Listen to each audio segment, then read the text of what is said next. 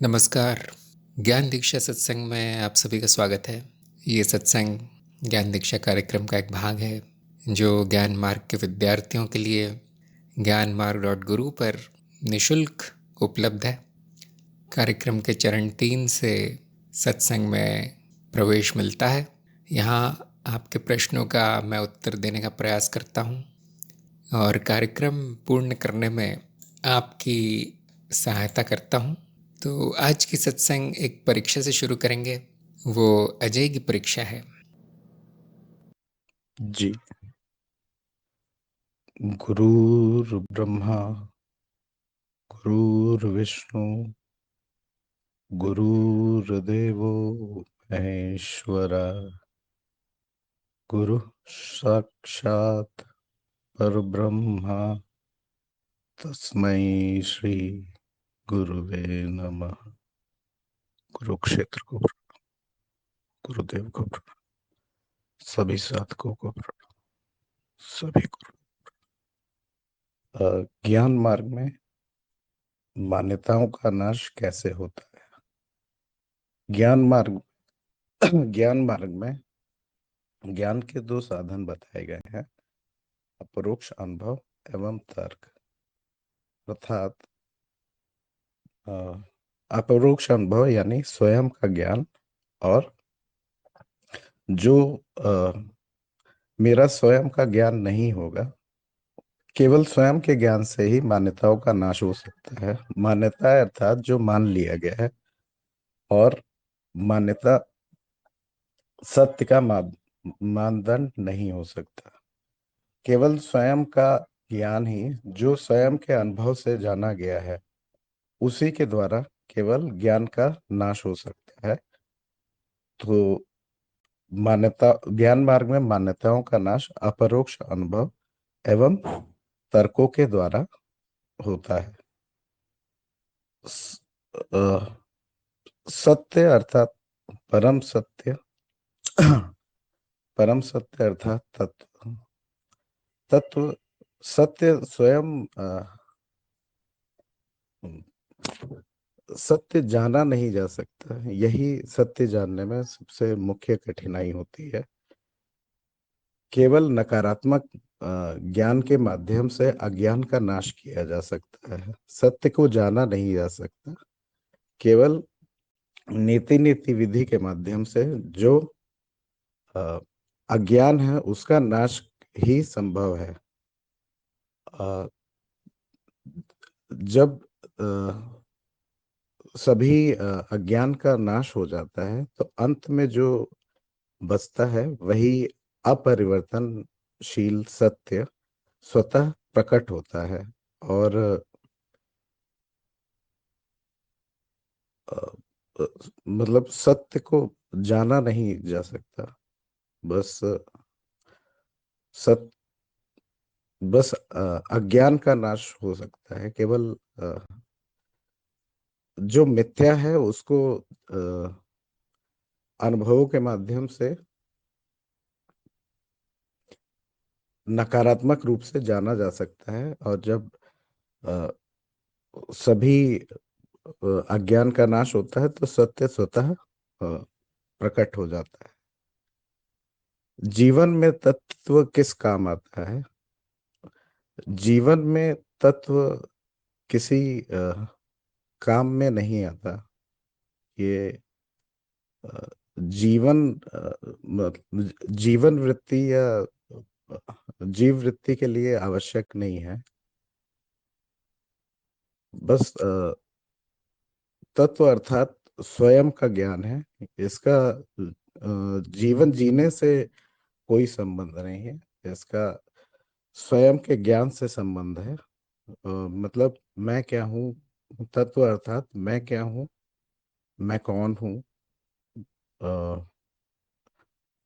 इसका ज्ञान।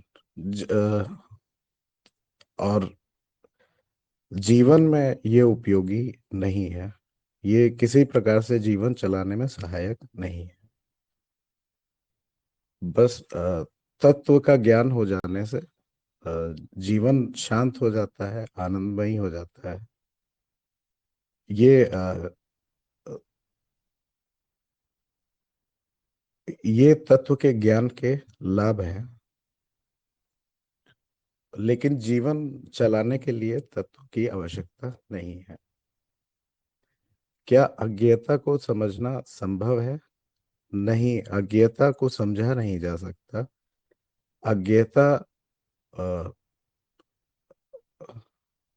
अज्ञेयता को समझने का कार्य बुद्धि का है, और बुद्धि केवल उतना ही समझ सकती है जो वो अपनी इंद्रियों के माध्यम से ज्ञान, जो भी इंद्रियों के माध्यम से उसे ज्ञान होता है, केवल उतना ही समझ सकती है। जबकि अज्ञेयता को बुद्धि के माध्यम से, अ, अज्ञेयता कोई अनुभव नहीं है, तो इसको समझा नहीं जा सकता।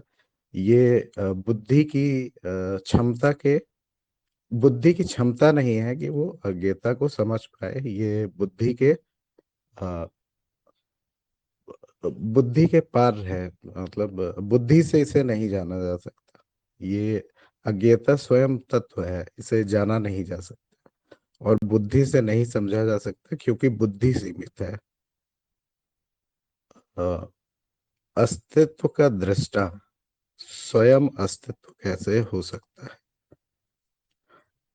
अस्तित्व अर्थात जो कुछ भी है, संपूर्णता, इसमें अ, इसमें शामिल है जगत, मन, शरीर, सभी प्रकार के अनुभव, और उन अनुभवों को, और उन्हें अनुभव करने वाला अनुभव करता है।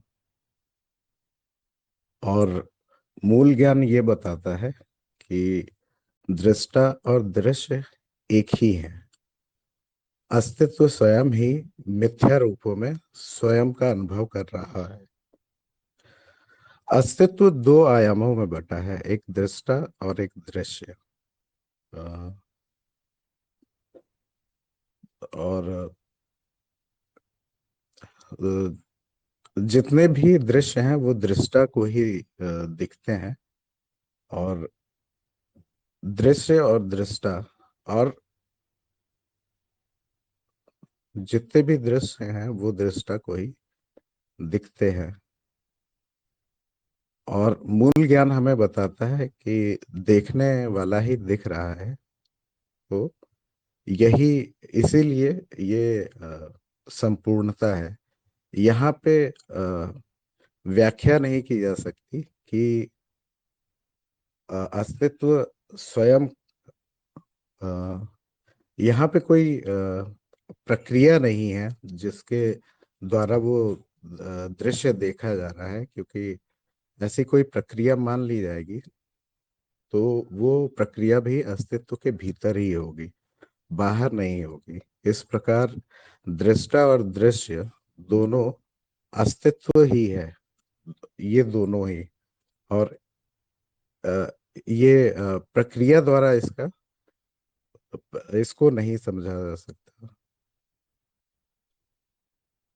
नाम रूप शून्य है।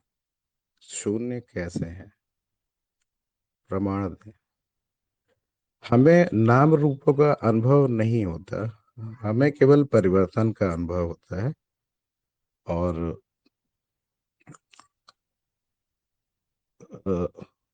केवल परिवर्तनों का अनुभव होता है, नाम रूपों का अनुभव नहीं होता। और सारे अनुभव अंततः मानसिक ही होते हैं, और इसीलिए सभी अनुभवों का तत्व भी शून्य ही कहा गया है। नाम रूप भी एक प्रकार के अनुभव हैं, जिनका अनुभव अनुभवकर्ता को होता है।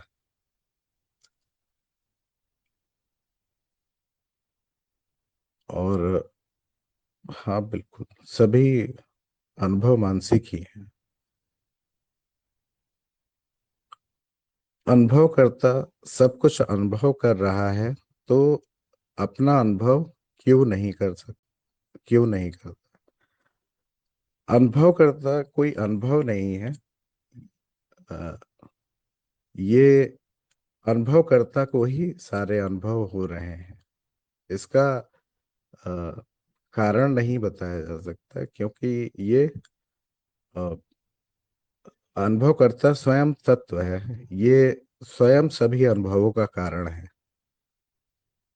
और इसका अनुभव नहीं किया जा सकता। केवल इतना बताया जा सकता है कि ये मूलभूत है और स्वयंभू है, और अनुभव करता अस्तित्व का तत्व है।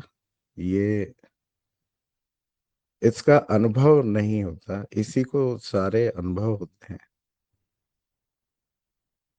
अगर अनुभवकर्ता का भी अनुभव हो जाएगा, तो वो अनुभवकर्ता स्वयं एक अनुभव हो जाएगा, और इस प्रकार वो अनुभवकर्ता की श्रेणी से बाहर निकल जाएगा।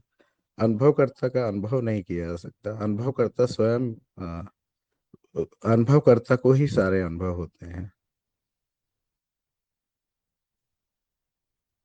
साक्षी ही साक्षी भाव की साधना करता है। अ, स- साक्षी अर्थात ज्ञान स्वरूप हो जाना, और साक्षी भाव अर्थात स्वयं के ज्ञान के स्मरण में बने रहना। तो साक्षी भाव की साधना साधक करता है। कोई साधना नहीं करता। अनुभव पर नियंत्रण कैसे करें? आ, अनुभवों की कोई प्रक्रिया नहीं है जिसके ऊपर नियंत्रण किया जाए। अनुभव भी शाश्वत हैं और स्वयंभू हैं। अ, ये स्वतः ही हो रहे हैं। ये अनुभव मात्र ही है वास्तव में। इनके ऊपर नियंत्रण नहीं किया जा सकता। अ, अ, बुद्धि अ, अज्ञानतावश नियंत्रण करने का प्रयास कर सकती है। जीव अज्ञानवश नियंत्रण करने का प्रयास कर सकता है, परंतु अनुभव भी शाश्वत है। और अ, अन, अनुभव का भी मतलब इसकी कोई अनुभव के उत्पन्न होने की किसी प्रकार की प्रक्रिया नहीं होती। तो जिस चीज की कोई प्रक्रिया ही नहीं है, उस पे उसको नियंत्रित करना भी संभव नहीं है। ये स्वतः ही प्रकट है, और स्वतः ही प्रकट है, बस। मनन में ध्यान का कितना महत्व है? अ, अ, मनन अर्थात जो भी सुना गया है उसको अपने अपरोक्ष अनुभव और तर्क द्वारा सत्यापित करना कि वो मेरा स्वयं का अनुभव है अथवा नहीं। इसमें अ, ध्यान ध्यान का मनन से कोई संबंध नहीं है। मनन का संबंध अपने अपने अपरोक्ष अनुभवों के माध्यम से अ, अपने अनुभवों का तर्कपूर्ण सत्यापन। जी, प्रणाम गुरुदेव। यहाँ मेरे उत्तर समाप्त। धन्यवाद। आपका प्रयास बहुत अच्छा रहा। आपको मिले हैं 7.5 अंक 10 में से, जो काफ़ी अच्छे अंक हैं। और आपके कोई उत्तर गलत नहीं हुए, लेकिन कुछ उत्तर अपूर्ण रहे, तो वहाँ पे थोड़े से अंक कटे हैं। तो थोड़ी देर में मैं बताऊंगा कि कहाँ पे पूर्ण उत्तर होना चाहिए था। लेकिन अब आप चरण 4 में हैं, आपकी परीक्षा सफल रही। तो अब हम सत्संग के आगे की कार्रवाई करेंगे, और बीच बीच में इनके प्रश्नों पर, परीक्षा के प्रश्नों पर चर्चा भी करेंगे। यदि आपके किसी के प्रश्न हैं तो लिख कर भेज सकते हैं। तो परीक्षा के शुरू में ही प्रश्न आया था, वहाँ से शुरू करते हैं। कनु का प्रश्न है, तो शायद प्रश्न यहाँ पर यह है कनु का कि अनुभव शून्य नहीं है, ये प्रमाण नहीं मिला। तो चिंता की बात नहीं है। हमारा आज का प्रश्न नंबर 6 ठीक यही था। तो जब हम प्रश्न नंबर 6 पे पहुँचेंगे, जो है नाम रूप शून्य कैसे हैं प्रमाण में। नाम रूप का अर्थ है अनुभव, पुराना नाम है अनुभव का, नाम रूप। तो वहाँ पर मैं प्रयास करूँगा प्रमाण क्या है बताने का। बाकी आपने जो लिखा है वो बिल्कुल सही है। कानून ने जो बाकी चीज़ें लिखी हैं बिल्कुल सही है। बस शून्य की परिभाषा भूल गए, इसलिए प्रश्न आया, तो मैं बताऊंगा थोड़ी देर में। अगला प्रश्न पवन का है। जब भी समय मिलता है तो इस साधना को करता हूँ। इस साधना का मुख्य उद्देश्य बौद्धिक और मानसिक क्षमताओं को बढ़ाना था, किंतु मार्गदर्शन ना होने के कारण मुझे नकारात्मक प्रभाव भी देखने पड़े। अभी भी बहुत सी समस्याएं हैं, इस कारण शिक्षा में भी रुकावट आ रही है। मार्गदर्शन करें।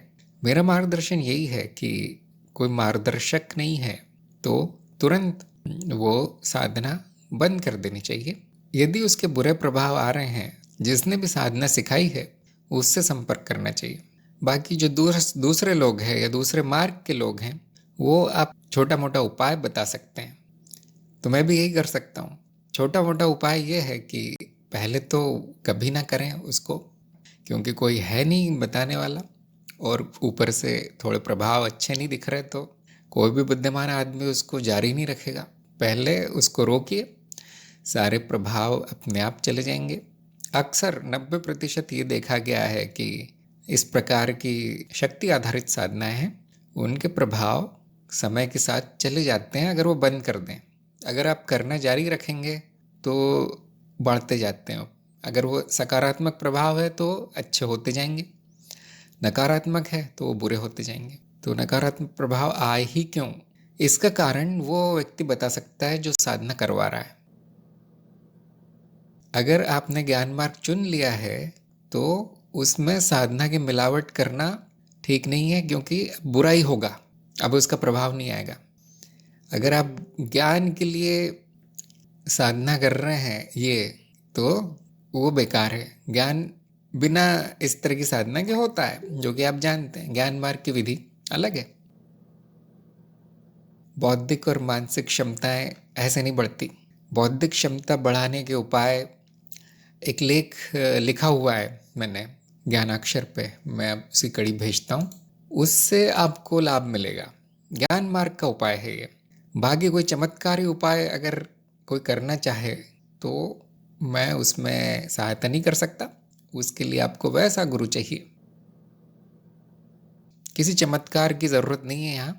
मनुष्य में पूरी क्षमता है कि अपनी बुद्धि का विकास करे, अपने मानसिक क्षमताओं का विकास कर पाए पूरी तरह। ज्ञान एक मार्ग है। जैसे जैसे ज्ञान बढ़ता है वैसे वैसे बुद्धि बढ़ती है। जैसे जैसे बुद्धि बढ़ती है मानसिक क्षमताएं बढ़ती है, मन नियंत्रण में आने लगता है। तो अगर आपने वो मार्ग छोड़ दिया है तो अब ज्ञान मार्ग की विधि अपनाइए। अगर आपको वही मार्ग पसंद है तो मेरा सुझाव हमेशा ये रहता है कि वही करना चाहिए। जो पसंद है वो आपका मार्ग है। अगर आपका लक्ष्य ज्ञान नहीं है, आत्मज्ञान भी नहीं है, मुक्ति आदि कुछ भी लक्ष्य नहीं है, आध्यात्मिक विकास ये सब लक्ष्य नहीं है, केवल बुद्धि ही लक्ष्य है या कोई मानसिक क्षमता, तो ज्ञान मार्ग तो बेकार है फिर।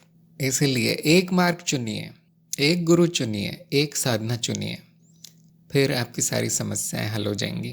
वो चुनाव सभी को करना है अपना अपना। जो हमारा चरण 6 है शुद्धिकरण का, उसमें काफ़ी सारे उपाय बताए गए हैं विभिन्न परतों को शुद्ध करने के, चित्त की विभिन्न परतों को, जिसका अर्थ है मानसिक क्षमताओं में शुद्धि, वृद्धि नहीं, शुद्धि। मनुष्य का जीवन सुखी और अच्छा जीने के लिए जो भी क्षमता चाहिए वो मनुष्य में है, पहले से प्राकृतिक है। वो अशुद्ध हो गए हैं। क्यों अशुद्ध हो गए? अज्ञान और सामाजिक मतारोपण के कारण।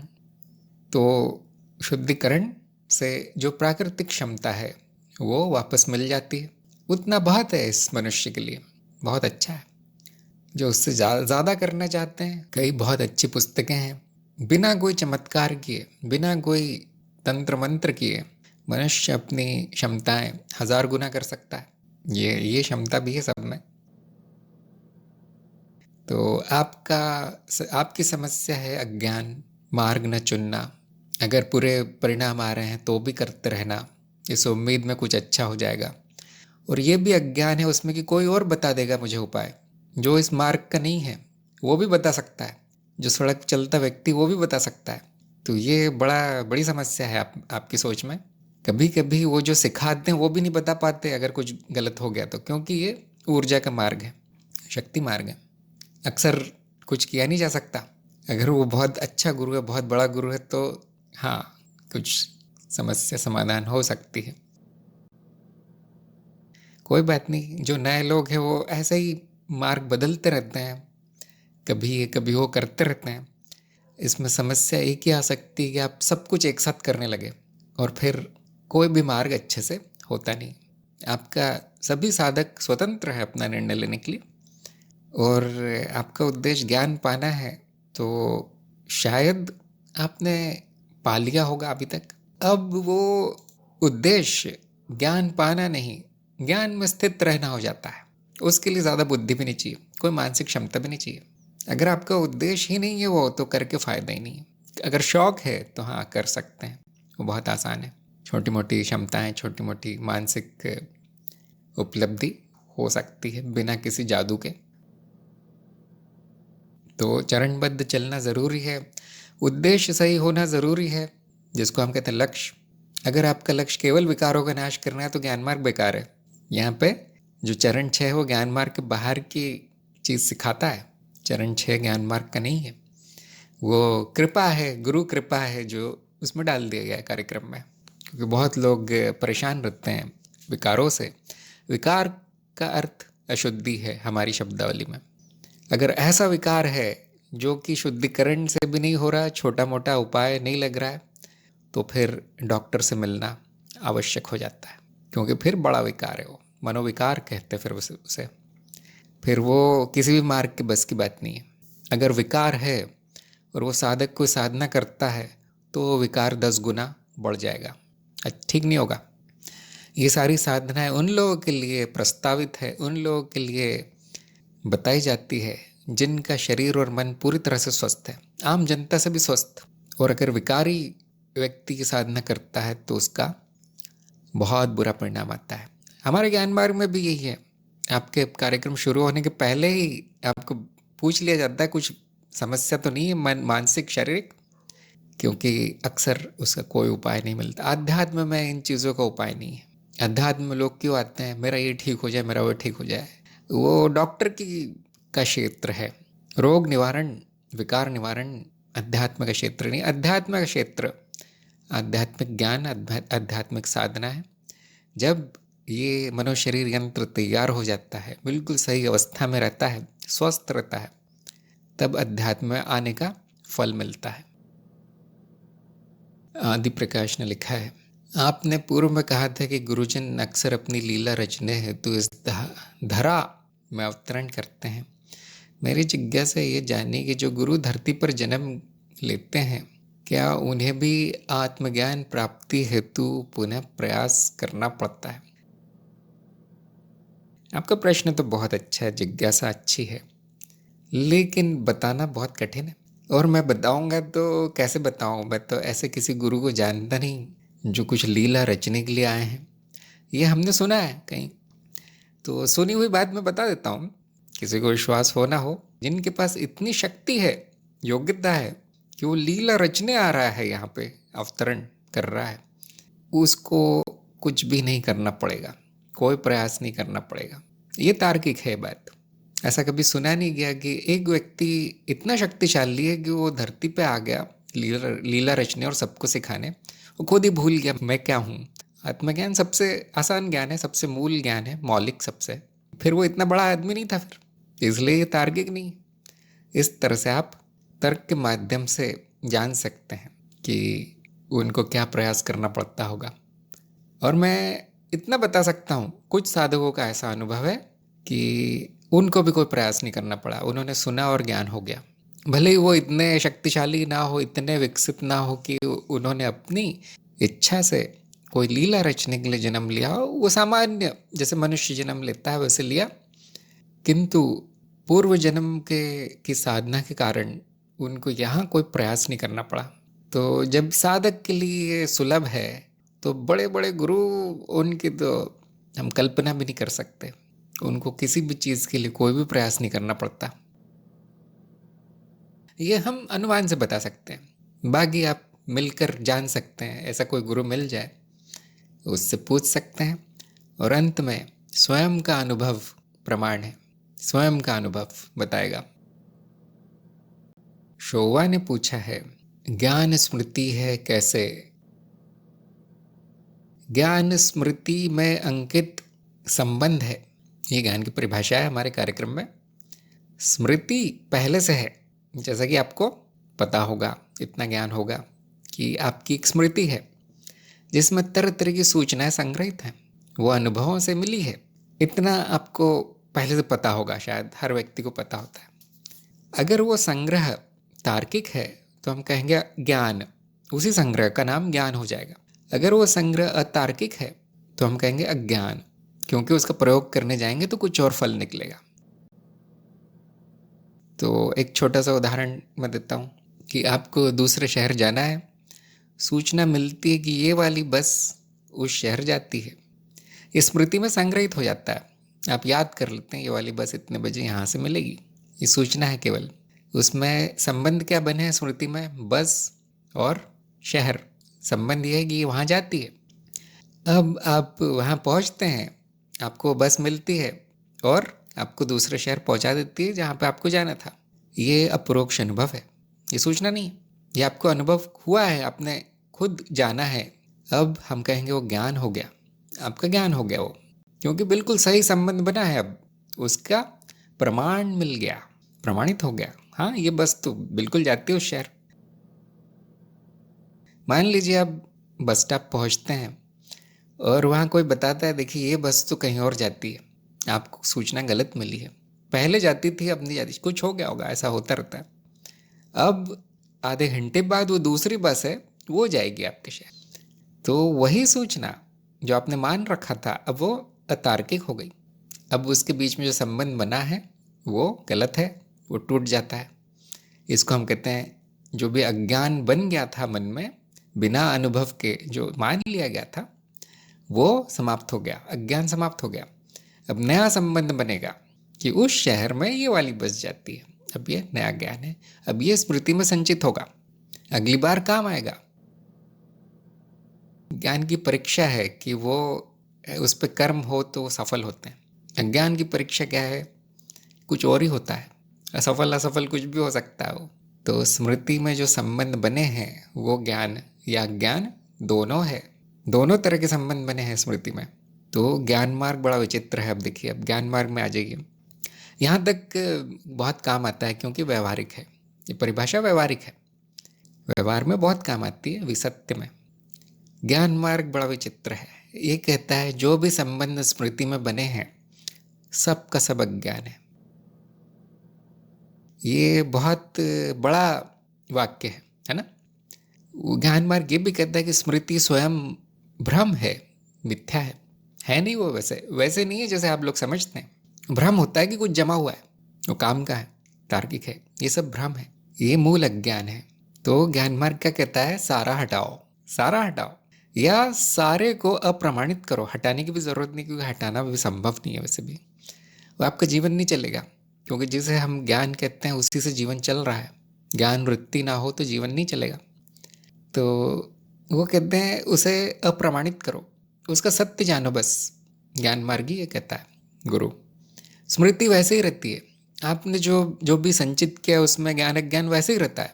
उसके ऊपर एक और परत चढ़ती है स्मृति पर कि ये सब अज्ञान है, सब कुछ अज्ञान ही है, क्योंकि काम का है इसलिए मैं रख लेता हूँ कुछ जो काम का है वो। इसीलिए परिभाषा ऐसे शुरू करते हैं हम, अंत में पता चलता है कि ज्ञान एक तरह का साधन है, व्यवहारिक चीज़ है, अध्यात्म में उसका काम नहीं है। अब बचता है अज्ञेयता। इस स्थिति को हम कहेंगे जहाँ सारा अज्ञान नाश हो गया, या देख लिया गया कि ये अज्ञान है। नाश क्या होगा? नाश का अर्थ ये नहीं कि स्मृति की सफाई हो जाए, नाश का अर्थ है जो जैसा है वैसे देख लिया गया। इस स्थिति को हम कहते हैं अज्ञेयता, और ये ज्ञान मार्ग का परिणाम है। यहाँ पर आपको ज्ञान नहीं मिलेगा, बड़ी विचित्र बात है ज्ञान मार्ग में। यहाँ आप अपने स्वरूप में वापस आ जाएंगे, जो खोया नहीं था वही मिल जाएगा, ये इसकी सुंदरता है। अगर वो ज्ञान होता तो स्मृति में जमा हो जाता, और वो क्योंकि माया है, स्मृति माया है, तो उसका कोई काम नहीं होता, उसे वो अज्ञानी कहलाता वो अंत में। तो ज्ञान मार्ग आपकी स्मृति का शुद्धिकरण है, बस बुद्धि का शुद्धिकरण। और एक बार शुद्धि होने के बाद उसमें अज्ञान संचित नहीं हो सकता, अज्ञान नहीं आएगा। अगर आपने याद रखा तो, अगर ये आपका मार्ग रहा तो जीवन भर, अब वो जो स्मृति है जिसमें ज्ञान है अज्ञान है जो भी है, उसका बिल्कुल सही उपयोग होगा, नष्ट नहीं होगी, वो उपयोगी हो जाएगी। कहाँ पे उपयोगी है? विकास, आध्यात्मिक विकास में। जो अपने आप हो रहा था बहुत तेज हो जाएगा क्योंकि शुद्ध हो गया। तो ध्यान दीजिए, ज्ञान और स्मृति में क्या संबंध है वो आपके ज्ञान वाले पाठ में बताया गया है। ज्ञान का ज्ञान होना ज्ञान मार्ग में आवश्यक है। तो दोबारा देखिए, वो पाठ ऐसे ही समाप्त होता है, ज्ञान का ज्ञान ज्ञान मार्ग में आवश्यक है। पहले तो यही जानना आवश्यक है कि हमने ज्ञान किसको कहा है, तभी तो ले पाएंगे। तो वो पाठ दोबारा पूरा सुनिए, फिर भी कोई प्रश्न हो तो आप दोबारा पूछिए सत्संग में, जब तक स्पष्ट नहीं हो जाता पूछते रहिए। पवन ने लिखा है, निद्रा अवस्था में व्यक्ति अपने नाम रूप संबंधों को भूल जाता है। यदि उसी समय व्यक्ति की मृत्यु हो जाए तो उसकी गति क्या होगी? क्या वो उसी अवस्था में फंस जाएगा? जब वो हो जाएगा तभी बताया जाए क्या हुआ, दूसरा नहीं बता सकता। ज्ञान अप्रोक्ष अनुभव से होता है, तो किसी और व्यक्ति के साथ क्या हुआ कोई और नहीं बता सकता। ये हमेशा याद रखना है, हमेशा। अगर किसी और ने बताया तो वो मान्यता है, फिर वो मान्यता है। ओ कोई और कुछ और बता सकता है। सभी लोग अपना अपना निर्णय बता देंगे, अपना अपना मत बता देंगे, जो कि बिल्कुल अच्छा है, बिल्कुल सही है, ऐसा ही होना चाहिए। जिसका जो अनुमान है वो बता देंगे, उसमें कोई बुराई नहीं है। उसको सत्य मान लेना समस्या है। जो लोग कहते हैं बिना अपने अनुभव के, उसको सत्य नहीं मानना है, उसको सुनना ज़रूर है, हो सकता काम का हो, है ना। जैसे मैंने बस का उदाहरण दिया था आपको, आप किसी से पूछेंगे मुझे इस शहर जाना है, कौन सी बस जाती है, सुनना ज़रूर है उसको, नहीं तो आप एक कदम भी घर के बाहर नहीं रख पाएंगे। कहीं ना कहीं से वो जानकारी आनी चाहिए। सत्य नहीं मानना है, सत्य अप्रोक्ष अनुभव से जाना जाएगा। देखिए ऐसे होती है बुद्धि की क्षमता में वृद्धि। अभी बुद्धि अक्षम क्यों हो गई, अशुद्ध क्यों हो गई? इसने ये कह दिया वो मान लिया, उसने वो कह दिया कर लो वो कर लिया। ये कोई कहता है ये पढ़ लो अच्छा है सत्य है, वो पढ़ लिया, उसमें सब जमा हो गया। देखिए बुद्धि में कचरा जमा हो गया है, अपना अनुभव शून्य है, केवल अज्ञानी है। व्यवहारिकता में भी वो काम का नहीं रहा।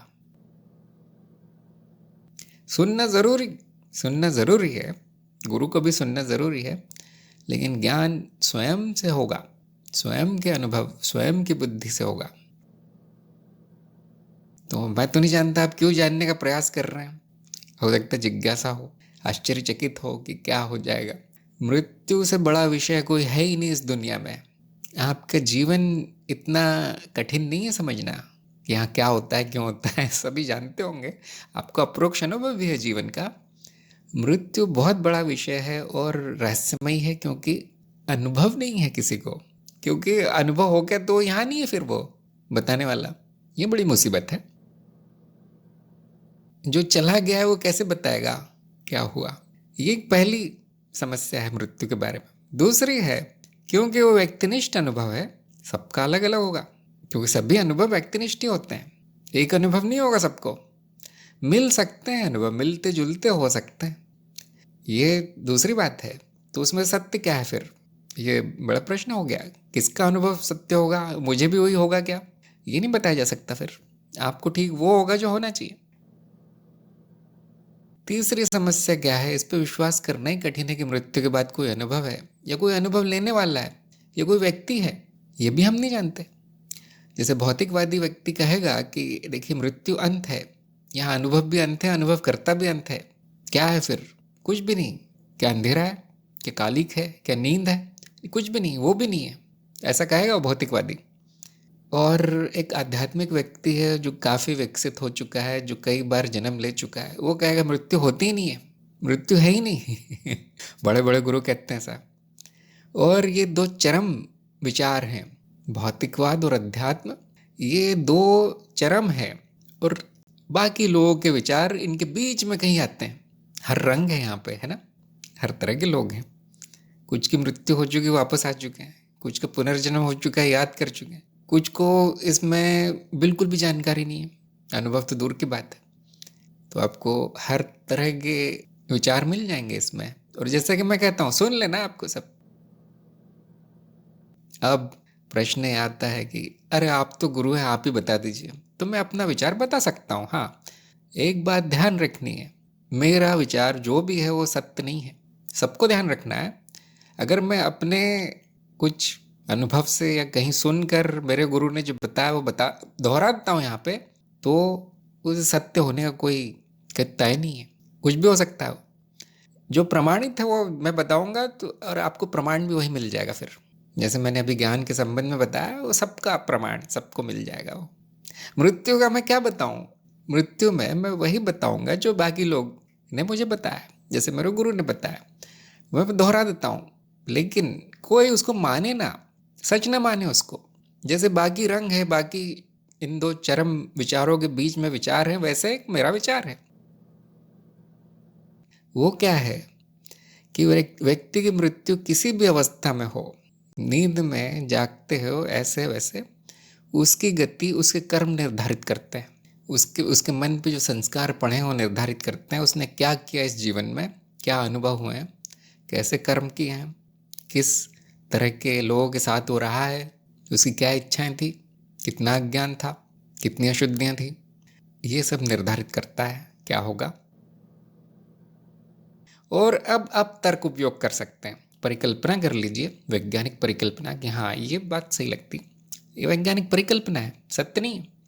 अब इस पे तर्क लगाया जा सकता है, क्योंकि सबके कर्म अलग अलग है, सबके संस्कार अलग अलग है, सबका वातावरण, सबका व्यवहार अलग अलग है, सबकी गति अलग अलग है, या सबके अनुभव अलग अलग होंगे। अगर हुए तो, ना हुए तो कोई प्रश्न ही नहीं आता। कोई फंस जाएगा, कोई निकल जाएगा, हम कोई कुछ नहीं जानते। एक बहुत, मान लीजिए, आध्यात्मिक रूप से विकसित प्रगतिशील व्यक्ति है, उसकी मृत्यु अगर निद्रा में हो जाए तो भी वो बहुत आगे जाएगा, तो भी उसको कोई समस्या नहीं आएगी, क्योंकि जीवन भर उसने साधना में बिताया। मैं यहाँ पे जानबूझ के नैतिक अनैतिक का नाम नहीं ले रहा, सिर्फ कर्म कह रहा हूँ, संस्कार कह रहा हूँ, क्योंकि नैतिक अनैतिक बेकार की बात है, सबका अलग अलग होता है वैसे भी। तो उसकी कोई इतनी मूल्य नहीं है, महत्व नहीं है, परंतु कर्मों का महत्व है, संस्कारों का महत्व है। अगर चिंता हो गई है कि मेरी मृत्यु के बाद क्या होगा, तो उसका उपाय अभी किया जा सकता है। किसी को चिंता हो गई तो बहुत कम होंगे ऐसे, उन सबको जीवन की चिंता है, मेरा जीवन सही चल रहा है या नहीं। निद्रा में मृत्यु हो गई, ये किसी की चिंता नहीं है। तो ये अभी अगर संस्कार सही पड़ जाए, अभी कर्म सही हो जाए, तो आपको ये सोचना भी नहीं पड़ेगा, मृत्यु की बात सोचना भी नहीं पड़ेगा। ये मृत्यु इतना जटिल विषय है कि उस पर 5-6 किताबें आराम से लिखी जा सकती। फिर प्रश्न आएगा, ये आपने लिखा है तो कहाँ से पता चला, आप तो जिंदा, आपकी मृत्यु नहीं। सबसे बड़ा यही प्रश्न आएगा पहले। कोई भी बुद्धिमान व्यक्ति वो किताब पढ़ेगा नहीं, इसलिए बहुत कम किताबें लिखी गई हैं। फिर भी जिनकी रुचि है, वो मृत्यु की किताब नाम से एक किताब है बौद्ध मार्ग में, जिसमें 12 अवस्थाओं के बारे में बताया गया। 12 अवस्थाएं, और भी बहुत से ग्रंथ हैं जहाँ बताया गया। लेकिन एक बड़ी मज़ेदार बात यह है कि मैंने जो बोला कर्म और संस्कारों के बारे में, करीब करीब हर शास्त्र में लिखा है। इस किताब में जो मैंने नाम बताया उस पर भी लिखा है। करीब करीब इस दुनिया भर में, केवल भारत में नहीं, दुनिया भर की कोई भी किताब उठा लीजिए, मृत्यु का वहाँ जिक्र आएगा तो यही लिखा होगा। ये नहीं निर्धारित करता कि आपके पास कितनी धन दौलत है, ये नहीं निर्धारित करता कि आप कैसे दिखते हैं, किस पद पे हैं। मृत्यु नींद में हुई कि जागृति में हुई, या सपने में हुई, या दुर्घटना में हुई, या बीमारी से हुई, ये नहीं निर्धारित करता कि आपके कितने रिश्तेदार हैं, आप किस कुर्सी पे बैठे हैं समाज में, किस पद पे हैं। बिल्कुल शून्य है इसका महत्व। कर्म कैसे हैं, संस्कार कैसे हैं, किया क्या है उसने, उसका मानसिक वातावरण कैसा है, यही साथ जाता है, यही निर्धारित करता है। न केवल मृत्यु को, मृत्यु के बाद की अवस्थाओं को, अगले जन्म को भी यही निर्धारित करता है। जिसको मानना है मान ले, जिसको इसमें अनुसंधान करना है ज़रूर कीजिए, किताबों में बहुत कुछ है। जब आपकी मृत्यु होगी, जो कि अवश्य होगी, तब अनुभव भी हो जाएगा, तब अनुभव हो जाएगा। अब से अभी से क्या चिंता करना। हाँ, किसी भी चीज़ को सत्य नहीं मानना है, सब धारणा है। ज्ञान मार्ग के अनुसार मृत्यु भी माया है, मिथ्या है। कृष्ण प्रिया ने लिखा है, आपने बोला था साक्षी भाव प्रयास से नहीं खुद ही आता है। इस जीव ने सभी प्रयास छोड़ दिए, बस खुद से प्रश्न करती हूँ ज्ञान, या आप हमेशा यही उत्तर आता है कि ज्ञान लगता जो है संपूर्ण है। वैसे मैं समझा नहीं आप क्या लिखना चाहते हैं, आपका प्रश्न भी लिख दीजिए। और अगर वो आ रहा है बिना प्रयास के खुद से, ज्ञान का स्मरण हो रहा है, तो जारी रखिए, फिर कुछ नहीं करना। कभी कभी इसको हम कहते हैं प्रयासहीन प्रयास, मतलब इच्छा तो रखनी है आपको, उस इच्छा में प्रयास नहीं लगता, लेकिन जिसको हमने संकल्प कहा है उस संकल्प में प्रयास नहीं लगता। लेकिन और कोई प्रयास जरूरी नहीं फिर, इसलिए प्रयासहीन प्रयास करना तो है, अब इच्छा होनी चाहिए, लेकिन भौतिक रूप से मानसिक रूप से कोई कर्म नहीं करने के लिए जो साक्षी भाव को ला सके। जैसा कि मैंने कहा, ज्ञान, सही संस्कार, सही कर्म, अपने आप स्मरण रहेगा। कृष्ण प्रिया ने कहा, लगता है ज्ञान है इसलिए सभी संपूर्ण है। बिल्कुल चलते रहिए, अगर आपको कोई शंका नहीं बची ज्ञान में, तो वो साक्षी भाव की साधना होती रहेगी। वो आदत की बात है, वो साधना की बात है।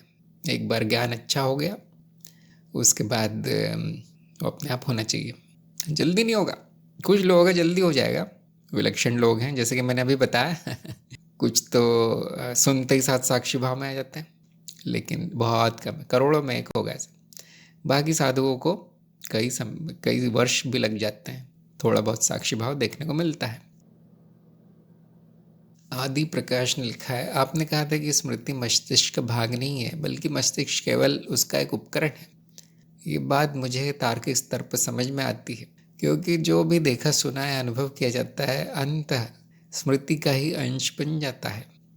व्यवहारिक जीवन में शंका बार बार उत्पन्न होती है, यदि स्मृति मस्तिष्क भिन्न है तो फिर ऐसा क्यों देखा जाता है कि जब किसी व्यक्ति का मस्तिष्क दुर्बल, क्षतिग्रस्त, असामान्य हो जाता है, तब उसकी स्मरण शक्ति भी कमजोर हो जाती है। यदि स्मृति वास्तव में मस्तिष्क स्वतंत्र सत्ता है, तो मस्तिष्क की दुर्बलता का प्रभाव स्मृति पर क्यों पड़ता है?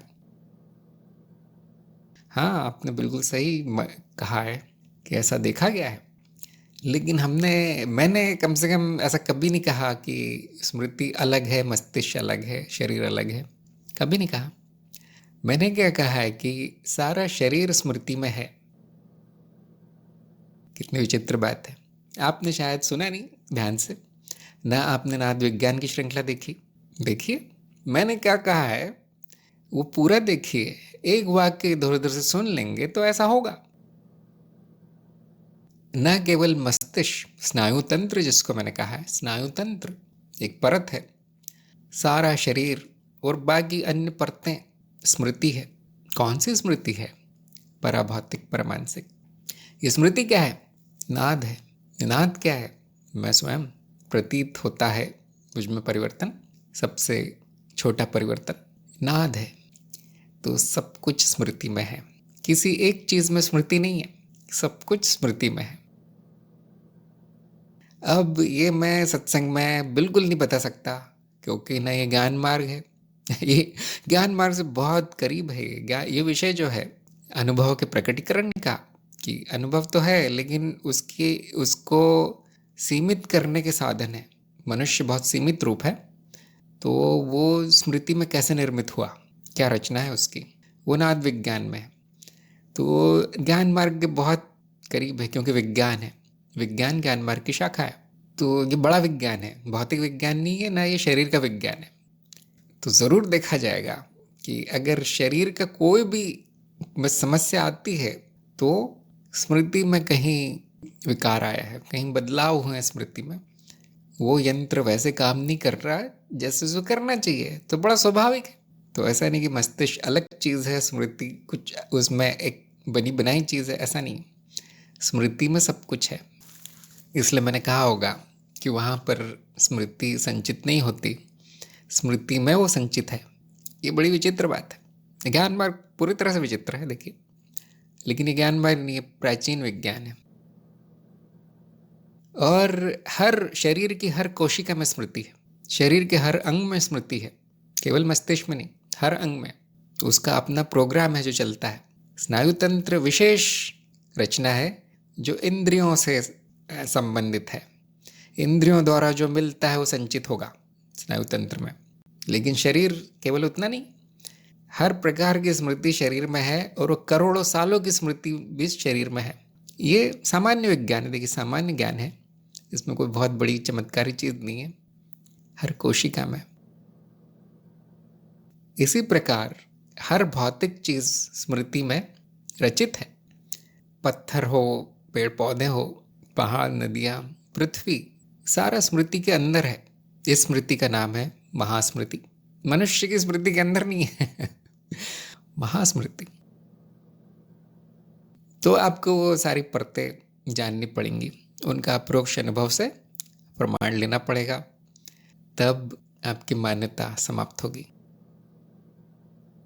वो नाद विज्ञान किसको सुनना चाहिए, किसको अध्ययन करना चाहिए? जो लोग तंत्र बोधि कार्यक्रम कर रहे हैं उनको बहुत विस्तार में बता दिया गया, और जो वो नहीं करना चाहते उसके लिए नाद विज्ञान की एक छोटी श्रृंखला यूट्यूब पर प्रकाशित है, नाद विज्ञान। तो जिनकी रुचि है वो उसको सुन सकते हैं, जिनकी रुचि उसमें अनुसंधान कर सकते हैं, क्योंकि विज्ञान का क्षेत्र है, उसको और अच्छा कर सकते हैं। वो जो वहाँ पर जो भी परिकल्पनाएं बताई गई हैं, नाद परिकल्पना है ना, वैज्ञानिक धारणा है।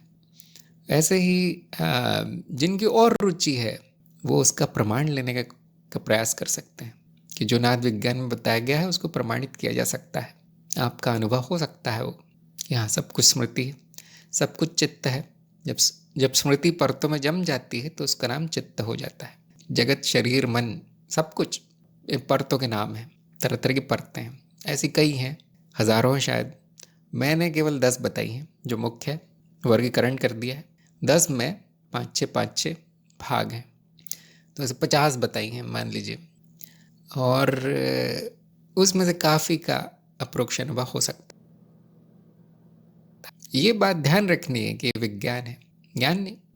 विज्ञान है, एक प्रकार की परिकल्पना है, वैज्ञानिक धारणा है। ऐसा कुछ है नहीं, अस्तित्व में ऐसा कुछ नहीं है। ऐसा प्रतीत होता है, कभी कभी काम आता है, लेकिन क्योंकि कुछ भी प्रतीत हो सकता है इसलिए सत्य नहीं है। अब मैं एक मज़ेदार बात बताता हूँ जिसको कि बहुत लोगों ने सुना होगा। ऐसा भी देखा गया है कि जिनका मस्तिष्क थोड़ा सा कम विकसित है, जिसमें समस्या है कुछ, तो कभी कभी उनमें इतनी ज़्यादा स्मरण शक्ति आ जाती है जिसका कोई कारण नहीं दिखता। ऐसे बहुत से वीडियो है यूट्यूब में, आप देखेंगे एक व्यक्ति, उसको 1000 संख्याएं बता दी जाए, 10-10 अंकों की 1000 संख्या, वो पूरी याद कर लेता है, एक बार सुन के याद कर लेता है। सबने देखा होगा शायद ये, किस तारीख को कौन सा दिन था, रविवार, शनिवार, क्या था, तुरंत बता देते हैं। कुछ चित्रकार हैं जो इनको एक बार वो शहर दिखा जाए, उस शहर की कोई भी इमारत कितनी भी कठिन हो, उसका चित्र बना देते हैं बैठे बैठे। कैसे हो सकता है? देखा गया है कि उनके मस्तिष्क में कहीं कमी है। इनको हम कहते हैं ऑटिस्टिक, या ऐसा कुछ नाम है। मन बुद्धि नहीं है लोग, सामान्य आदमी नहीं कर सकता। सामान्य आदमी मत बुद्धि कहलाएगा, लेकिन सामान्य जो स्वस्थ मस्तिष्क है वो नहीं कर सकता ये। तो जिनकी और रुचि है, ये सब क्या है? हमने कहा कि स्नायु तंत्र ये शरीर अनुभव को सीमित करता है, स्मृति को सीमित करता है। इसका प्रमाण अप्रोक्ष मिल सकता है। इस तरह के विचित्र बीमारियों से ग्रस्त लोगों को जानकर उनमें तरह तरह की सिद्धियां भी देखी जा सकती है। दूसरों के मन की बात पढ़ लेना और भविष्य बता देना। देखा गया उनके मस्तिष्क में कोई समस्या है, दुर्बल नहीं है वो, परंतु कोई समस्या है। अब स्मरण शक्ति बढ़ कैसे गई? बढ़ गई, विचित्र योग्यता, विलक्षण योग्यता प्राप्त हो गई उसमें, यहाँ तक कि सिद्धियां भी प्राप्त हो गई जो कि सामान्य मनुष्य में नहीं। तो आदि प्रकाश ने तो अभी आधा कदम भी नहीं रखा है। जैसे जैसे आप इस रहस्य को खोजेंगे आप देखेंगे बहुत बड़ा विषय है। एक छोटा सा उदाहरण जो सबको पता होगा, जो व्यक्ति अंधा होता है उसकी सुनने की शक्ति बहुत होती है, और ऐसे व्यक्ति बहुत अच्छे संगीतकार होते हैं। संगीत गाना बजाना उनके लिए बहुत आसान है। अंधा व्यक्ति ऐसे कैसे हो गया? उसके तो कुछ मस्तिष्क में समस्या है। अब उसकी योग्यता बढ़ कैसे गई? उसकी तो इंद्रियां कम है, अब योग्यता आम मनुष्य से ज़्यादा क्यों है? हाँ वो देख नहीं पाएगा उसमें ये योग्यता नहीं। तो इस तरह से आप देख सकते हैं कि जो नाद विज्ञान है हमेशा सही निकलता है। मैं हमेशा ये कहता हूँ कि ये पूर्ण विज्ञान है और हर तरह का प्रमाण मिल जाता है उसके लिए। तो अगर किसी और का कोई प्रश्न है हमारे कार्यक्रम से संबंधित हो तो ज़्यादा अच्छा रहेगा आपके लिए, क्योंकि ये सब विषय कार्यक्रम के बाहर है, आपको खुद खोज करनी है। मुझे जो भी पता था, जितनी मैं जानकारी दे सकता हूँ पहले से प्रकाशित है, इतने विस्तार में प्रकाशित है कि अगर आप 3-4 साल केवल वीडियो सुनते रहें बोधि वार्ता के तो भी ख़त्म नहीं होंगे, इतना विस्तार है। तो आदि प्रकाश तो कुछ सुन नहीं रहे हैं आप, क्या सुन रहे हैं आप, किसको सुन रहे हैं? ऐसे एक वाक्य सुन के कोई मान्यता बना लेना ठीक नहीं है। इतने वीडियो हैं कि आप रोज एक सुनेंगे तो भी 3-4 साल सुनते रहेंगे, इतने हैं। यही शायद यही समस्या है कि इतना कौन सुने। पूछ लेता हूँ सत्संग में, सत्संग हमेशा नहीं रहेगी, न मैं हमेशा रहूँगा उत्तर देने के लिए, न 5 मिनट में कोई उत्तर आ सकता है। घंटों घंटों के वीडियो हैं, देखिए। हमारा उद्देश्य कार्यक्रम पूर्ण करना है, देखिए। तो उससे संबंधित आप प्रश्न करेंगे तो आपके लिए बहुत लाभदायक होगा। बाकी सब मैं बता चुका हूँ। तो किसी का प्रश्न हो तो लिख के भेजिए, मैं तब तक परीक्षा के प्रश्नों पर चर्चा कर लेता हूँ। अजय का पहला प्रश्न था कि ज्ञान मार्ग में मान्यताओं का नाश कैसे होता है, इसमें इनको आधे अंक मिले क्योंकि इन्होंने ज्ञान साधन बताए। तो बहुत आसान है, देखिए।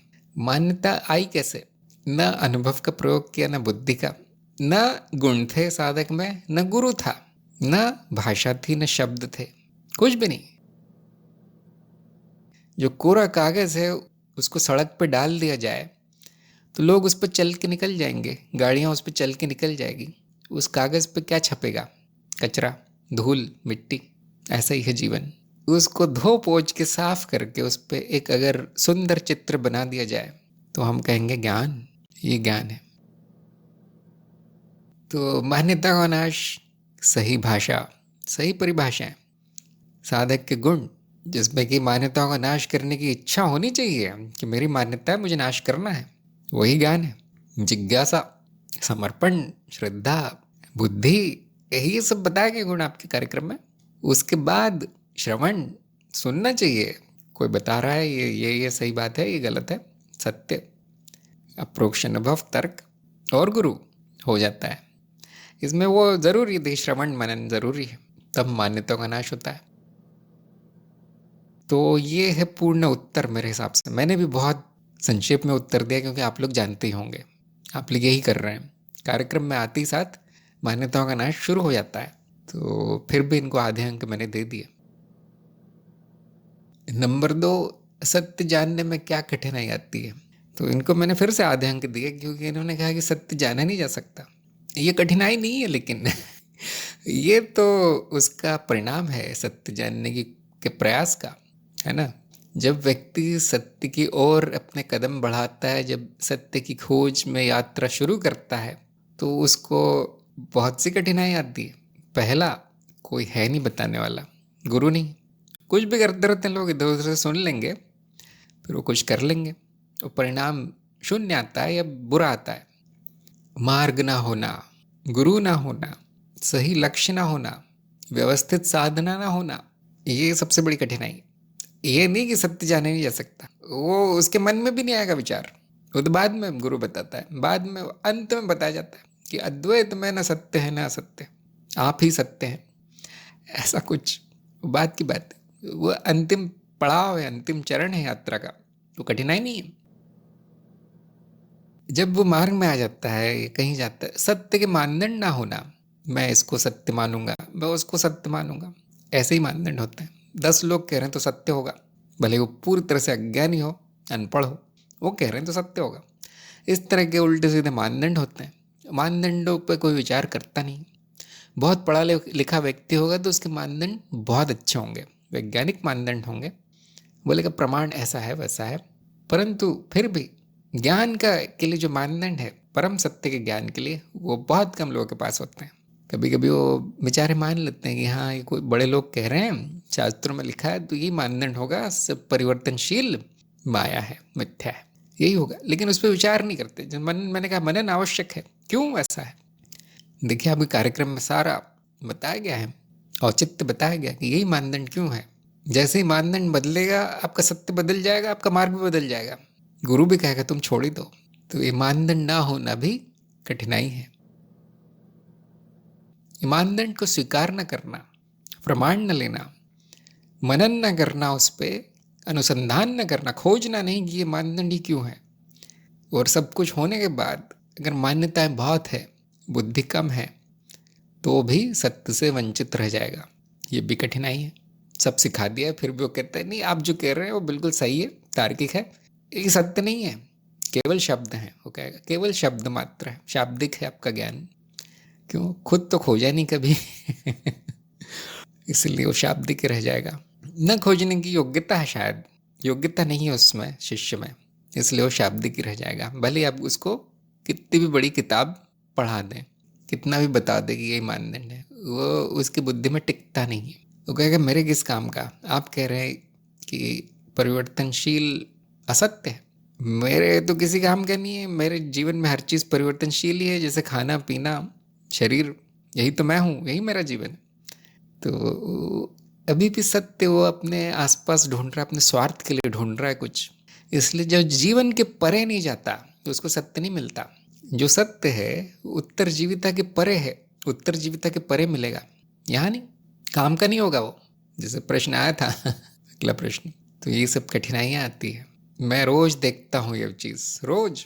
आप लोग भी देखिए, आपके मार्ग में क्या कठिनाई है ये सत्य जानने के लिए। देखिए, उससे सीखिए।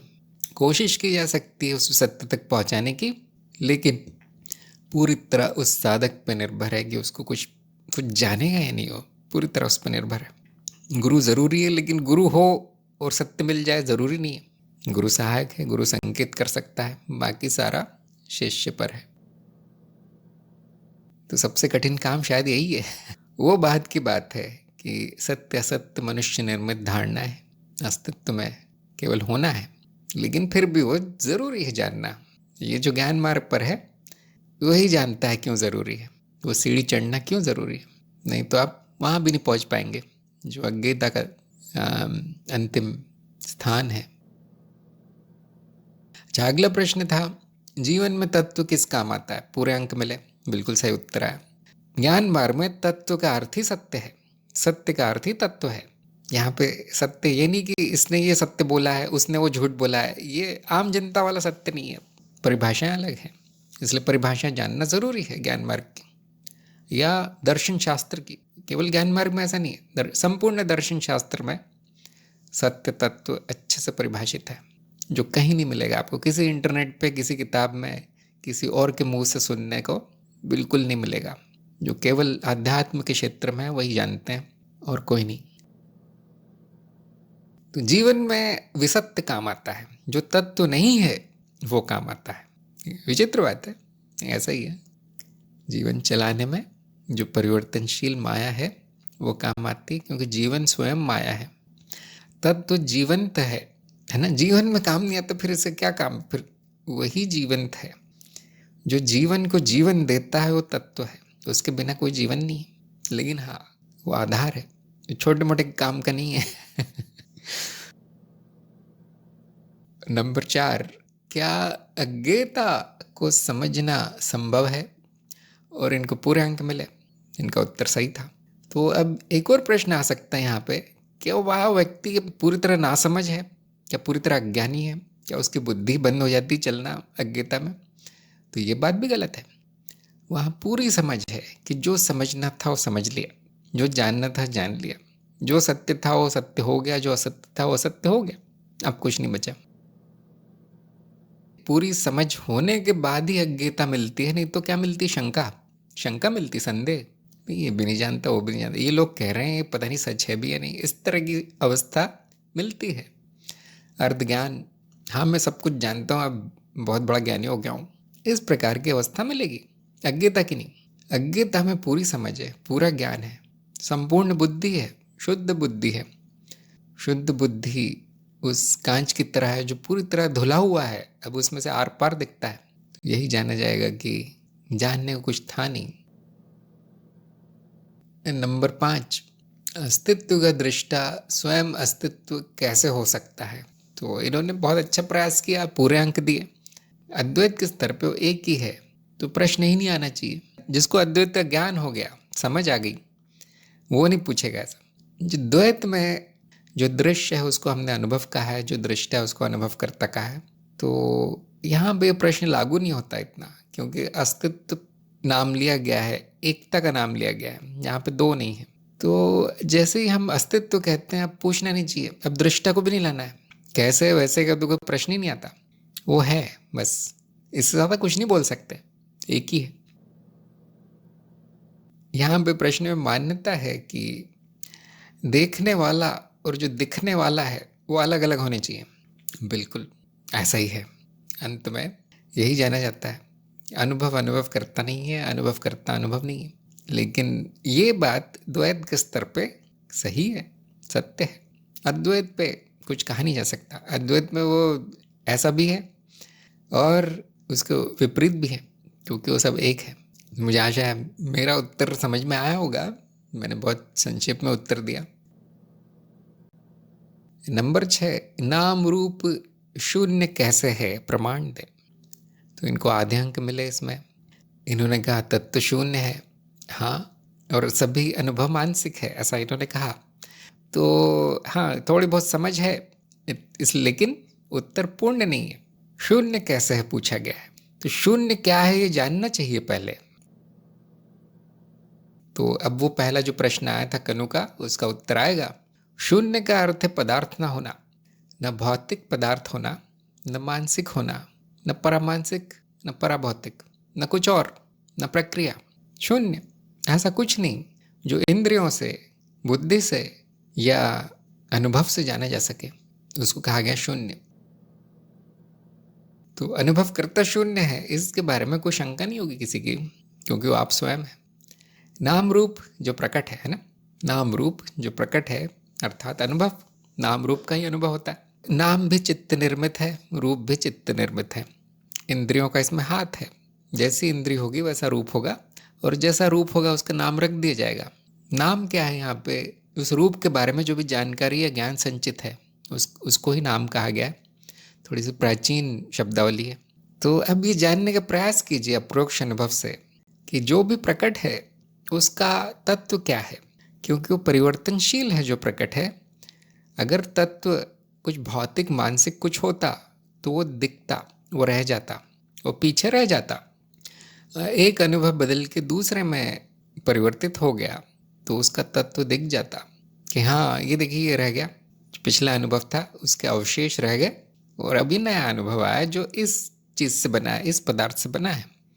और अप्रोक्ष अनुभव कहता है कि ऐसा बिल्कुल नहीं होता, क्योंकि सभी अनुभव मानसिक हैं, वो बदल के चले जाते हैं, बस कुछ बचता नहीं है, कोई पदार्थ नहीं है जिससे कि सभी अनुभवों का निर्माण हुआ है, जिसके पीछे कुछ पदार्थ है, ऐसा कुछ नहीं। पदार्थ की परिकल्पनाएं हैं जो कि बहुत उपयोगी है विज्ञान में, लेकिन सच नहीं है। जैसे विचार से शुरू करते हैं, क्योंकि बहुत आसान है वो जानना। विचार का अनुभव होता है, जब वो विचार चला जाता है तो क्या बचता है, कौन सा पदार्थ, किससे बना था वो चीज़ बचनी चाहिए। आप देखेंगे नहीं, कुछ नहीं, ऐसी भावना है। और ऐसे ही बाकी सब अनुभव है, क्योंकि सब मानसिक ही हैं। तो जो प्रतीत होता है वो शून्य है, इसमें कुछ विचित्र नहीं है, क्योंकि वो अस्तित्व ही है जो प्रतीत होता है, और अस्तित्व शून्य है। अस्तित्व परम संभावना भी है, अनंत संभावना भी है। तो थोड़ी सी संभावना प्रकट हो जाती है, चली जाती है, अप्रकट हो जाती है, इसलिए वो शून्य शून्य ही रहता है। प्रकट होने के बाद भी उसमें कुछ परिवर्तन नहीं होता। इसका उदाहरण है पानी और लहरें, कि लहरों का तत्व पानी है। जब एक लहर आती है वो चली जाती है, फिर दूसरी लहर आती है, तो पहली लहर का कुछ बचता नहीं है कि देखो यहाँ पहली लहर थी, नहीं। क्या बचता है, पानी, पानी के ही रूप थे वो, पानी ही बचता है, लहर के अवशेष नहीं मिलते। इसी प्रकार तत्व मैं स्वयं हूँ, अनुभव करता जो शून्य है। हर अनुभव के आने के बाद और चले जाने के बाद वो तत्व बचता है, वो है मैं स्वयं अनुभव करता, वही तत्व है, और वो शून्य है पूरी तरह से। निर्गुण कहेंगे हम इसे। कोई गुण नहीं है, कुछ दिखाई नहीं देता ऐसा कि इस चीज़ से बना है, उस चीज़ से बना है। जो दिखाई देता है वो मिथ्या है, वो प्रतीत होता है। अगर अस्तित्व शून्य है तो उसको शून्य ही रहना पड़ेगा, नहीं तो वो असत्य हो जाएगी बात। अगर वो कुछ और हो जाता है बदल के तो बात असत्य हो जाएगी। इसलिए वो केवल प्रतीत हो पाता है, केवल सपने जैसा रूप धर पाता है। सपना है, उसका तत्व शून्य ही रह जाता है। प्रतीत होता है कि कुछ दिखा, कुछ अनुभव हुए, लेकिन वो पानी में आने वाली लहरों की तरह है, पानी रह जाता है। लहरें आती रहती जाती रहती, वो आनंद है। एक और उदाहरण है, रात में जो दिखता है वो सपना। रात में जो सपना दिखता है, सपने में सब कुछ सत्य लगता है। ऐसा लगता है ये शून्य नहीं, ये प्रतीत होता है ये सत्य है। नींद खुलने पर, सपना टूटने पर सपने का क्या बच जाता है? कुछ भी नहीं। यहाँ तक कि उसकी स्मृति भी चली जाती है थोड़ी देर में, 5 मिनट में, कुछ भी नहीं। तो हम कहते हैं सपना शून्य है। सपना शून्य है। सपना आया कहाँ से? तो अब परिकल्पनाएं काम आती हैं, वैज्ञानिक विधि काम आती है। हम कहते हैं सपना वो है जो स्मृति से रचा गया है, स्मृति ने गढ़ा है। जो श्रुति में संस्कार छपे हैं वही प्रकट हुए। सपने में आपने जो भी देखा वो स्मृति है। अब समझ में आ रहा होगा कुछ लोगों के कि सब कुछ स्मृति क्यों बोला गया है। सब कुछ स्मृति ही है। जागृत अवस्था में जो दिखता है वो भी स्मृति ही है, मेरी नहीं। जो रात के सपने में दिखता है वो एक सीमित स्मृति, वो भी मेरी नहीं है, लेकिन मेरा कह देते हैं हम उसे। और वो सपना सीमित होता है। तो जैसे वो शून्य है वैसे ये भी शून्य है। सबको अपने अपने अप्रोक्ष अनुभव से प्रमाणित करना चाहिए कि अनुभव का पदार्थ क्या है, अनुभव का धरातल क्या है, किस चीज़ का बना है, उसका तत्व क्या है, अनुभव का तत्व क्या है। आप देखेंगे शून्य है, लेकिन फिर भी आपको अपने अनुभव से प्रमाणित करना है। और जिसने शून्य की परिभाषा नहीं जानी वो नहीं कर पाएगा। उसके मन में शून्य का अर्थ होता है कुछ ना होना, ज़ीरो। वो नहीं अर्थ। दर्शन शास्त्र में कुछ और अर्थ है। तो कौन है जो नहीं जानेगा अर्थ शून्य का? जिसने सुना ही नहीं। जिसने सुना नहीं ध्यान से पाठ को, उसमें ये शंका रह जाएगी। पहले परिभाषाएं जानना जरूरी है, उसके बाद मनन होगा, नहीं तो मनन गलत होगा। कनु को मैं कहता हूँ, आप जो शॉर्टकट लेने का प्रयास कर रहे हैं वही आपके अज्ञान का कारण हो जाएगा। ज्ञान नहीं होता ऐसे शॉर्टकट से। सारी परिभाषाएं याद कीजिए, समझिए। कोई परिभाषा समझ में ना आए तो सत्संग में पूछिए, और अगर रुचि नहीं तो छोड़ दीजिए, कोई ज़रूरी नहीं करना इतना ना। आप सोच रहे होंगे ये कौन है मुझे बताने वाला, मुझ में इतनी बुद्धि है, मैं जानता हूँ क्या करना है। तो छोड़ देना ही अच्छा है, क्योंकि आपका भी समय नष्ट हो रहा है, मेरा भी हो रहा है।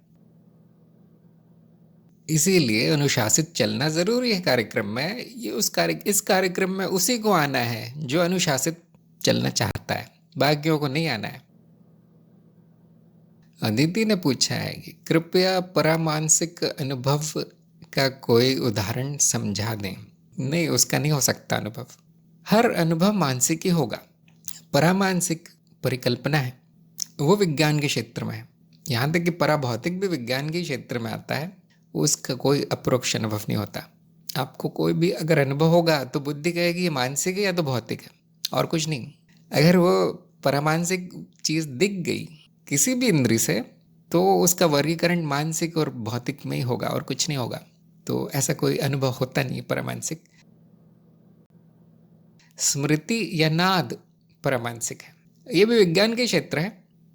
स्मृति या नाद, ध्यान दीजिए कि बात सच नहीं है, ये सत्य नहीं है, ये व्याख्या है।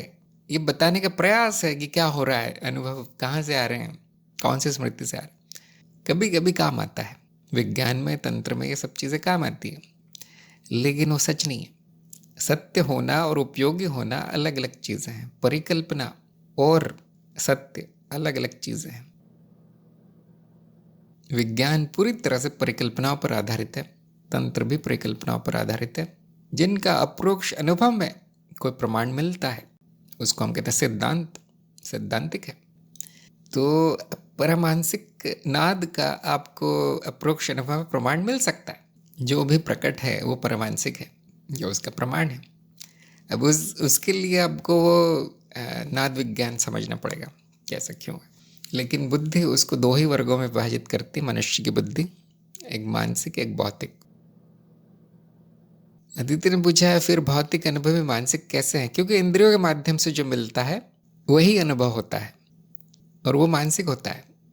इसको आप ऐसे समझ सकते हैं कि आपके सामने जो भी भौतिक वस्तुएं रखी हैं वो आपको वस्तु सीधी नहीं दिखाई देती, उसका सीधा ज्ञान नहीं होता। जो इंद्रिय बताती है वो ज्ञान होता है, और जैसे इंद्रिय होगी वैसा ज्ञान होगा, जैसा जीव होगा वैसे इंद्रियां होंगी। ये मनुष्य एक विशेष तरह का जीव है, सभी जीवों को अपना अपना अनुभव होगा उसका। सभी जीवों को अनुभव होगा ये कहना ठीक नहीं है, सभी जीवों को अपने अपने तरीके से ज्ञान होगा उसका। तो अंत में भौतिक अनुभव वो कहलाए जाते हैं जो न शरीर से संबंधित है न मन से। ये केवल अनुभवों का वर्गीकरण है। सभी अनुभव चित्त के पटल पर प्रकट हैं। भौतिक वो कहे जाते हैं जो न शरीर से संबंधित है न मन से है, वो सब मानसिक एक ही प्रकार के हैं। मानसिक कहना भी ठीक नहीं, क्योंकि एक ही प्रकार है। ये जो तीन तरह के अनुभव हैं, भौतिक, शारीरिक, मानसिक, ये विभाजन मात्र है। आसानी के लिए अनुभवों का विभाजन है, वर्गीकरण है। भौतिक के साथ एक विचित्र बात है कि जिस वस्तु का हम अनुभव हो रहा है जानते हैं, उसी वस्तु का अनुभव दूसरा व्यक्ति भी वही कहेगा कि ये वही वस्तु है। इसीलिए उसका वर्गीकरण अलग, उन अनुभवों को अलग वर्ग में डाल दिया गया है। सभी अनुभव व्यक्तिनिष्ठ हैं। भौतिक अनुभव को हम कहते हैं वस्तुनिष्ठ अनुभव।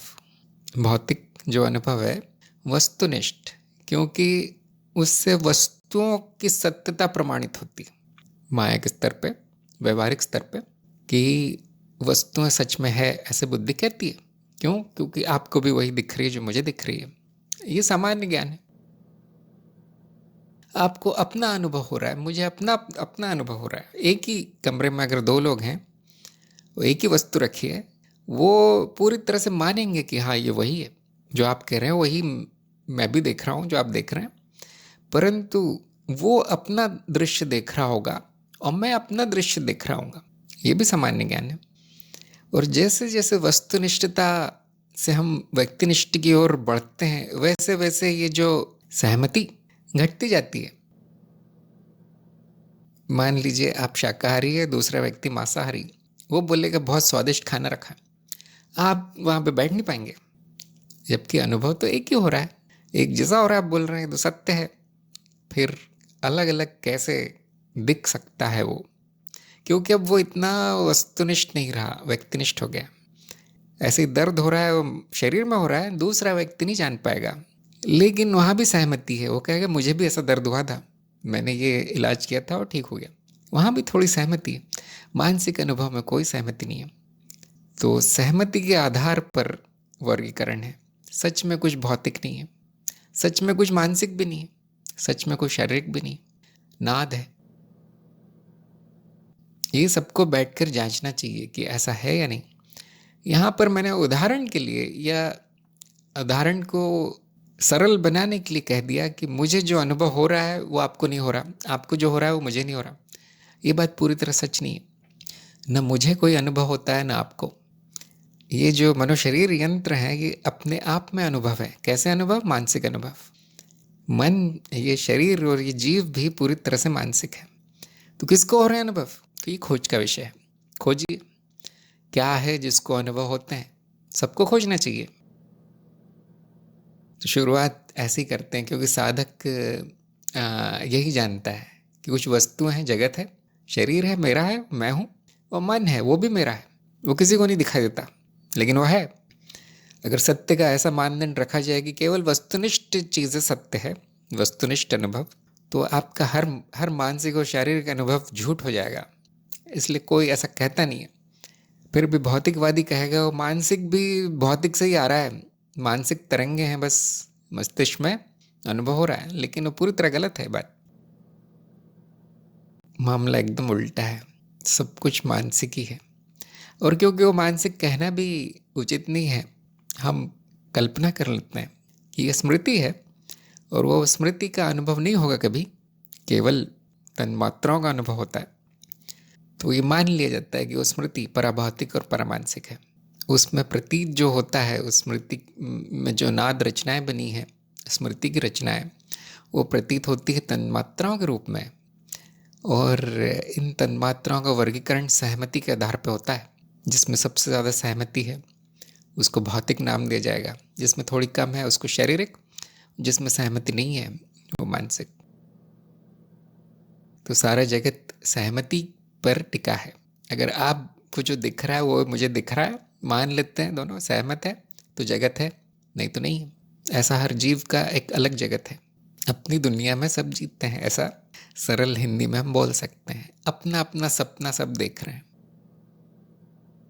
ये एक बड़ी विचित्र बात है कि सहमति स्वप्न अवस्था में भी हो सकती है और सूक्ष्म अवस्था में भी हो सकती है। सपने में, रात के सपने में आप देखेंगे लोग हैं, आपके मित्र हैं, आपके परिवार के लोग हैं, और आपने नई कार खरीदी है। बहुत लोगों का सपना होता है कि तो सपने में आ जाता है।